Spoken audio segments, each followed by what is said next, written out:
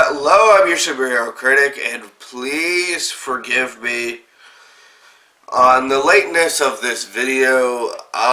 First things first, I ended up getting my children for the week of Christmas, so I didn't really have a lot of time to edit this, and then I got a cold, so at least I got this Christmas episode out before the 12 days of Christmas, January 5th. Actually finished. That being said, without further ado, let's go back to the 40s with a Golden Age Superman Christmas comic.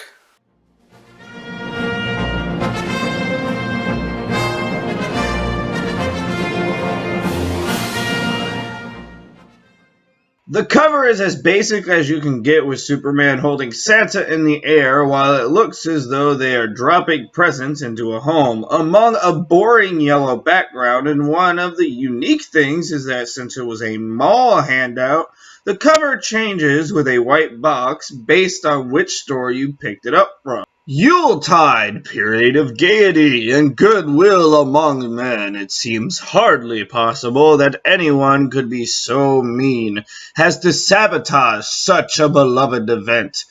But Dr. Grouch, gloomy killjoy, plans to do just that.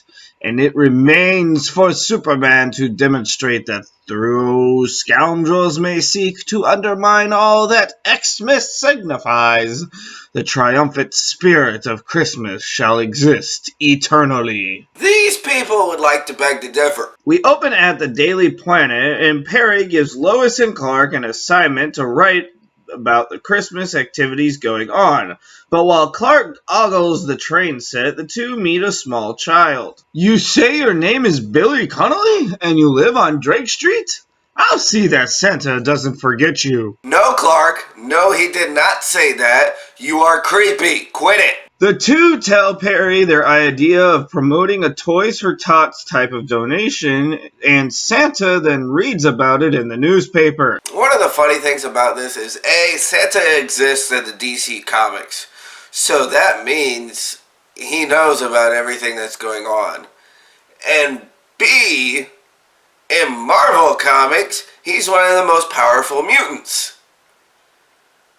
God, Santa is so powerful in comics, isn't he? Clark then creepily x-rays through the wall of a kid named James, who's being a brat, complaining about getting crappy gifts. Superman now takes it upon his own to break into his child's home and actually basically kidnap him.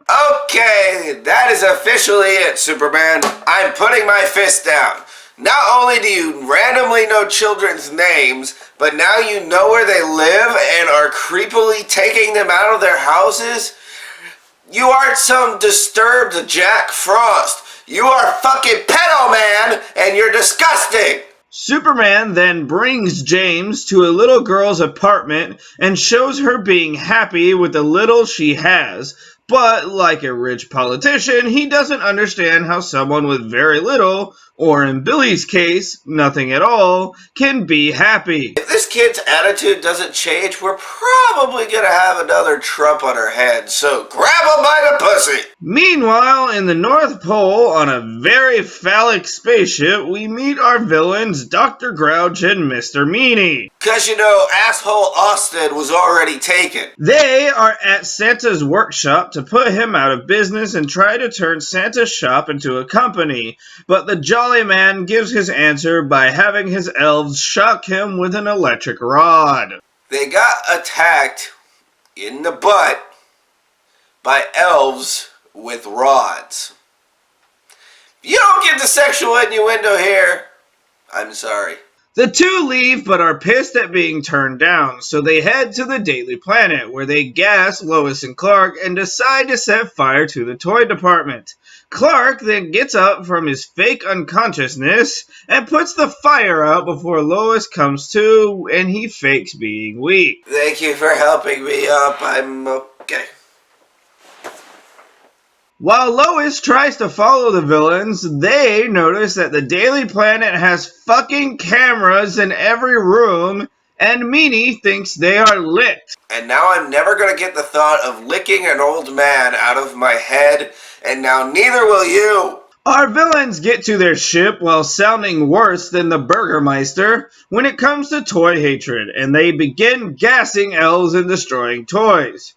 Lois is caught following them and then tied to a rocket. When I said I wanted to ride a rocket, this is not what I meant. While the two grumps enjoy their fun, Santa retaliates by releasing nutcrackers that shoot at him, causing them to retreat.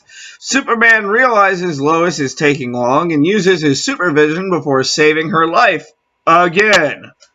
But the villains are quick to kidnap her once again. So first we have Superman kidnapping a child out of his room, and now we have Lois basically getting manhandled. What is with all the assault in this episode? Ow. Our villains then decide to steal Santa's reindeer, so he calls Superman for help using the radio. He then flies to the North Pole, stopping Grouch's truck and saving the reindeer, but not before Meanie gasses them. Are those reindeer dead?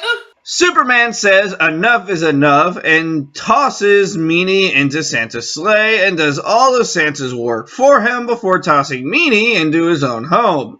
Our villains are mad until they see Santa still giving them gifts, which magically makes them forgiven somehow. I'm sorry, this ending is just terrible.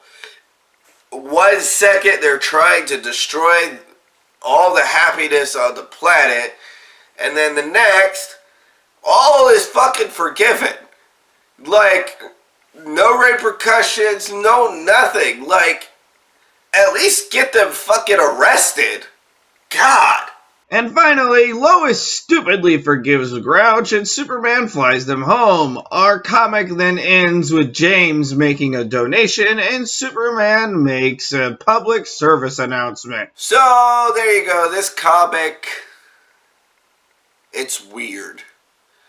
It's one of those Golden Age comics that they throw logic out the window, so